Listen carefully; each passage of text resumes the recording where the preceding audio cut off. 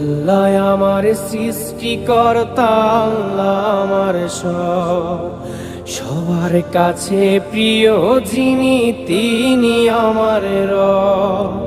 দুনিয়া করব সবাই আল্লাহর ইবাদত, দুনিয়া করব সবাই আল্লাহর ইবাদত। সব কিছুতে দিবেন তিনি তারই রহমত, সব কিছুতে দিবেন তিনি তারই রহমত। আল্লাহ আমার সৃষ্টিকর্তা, আল্লাহ আমার সবার কাছে প্রিয় যিনি তিনি আমার রব।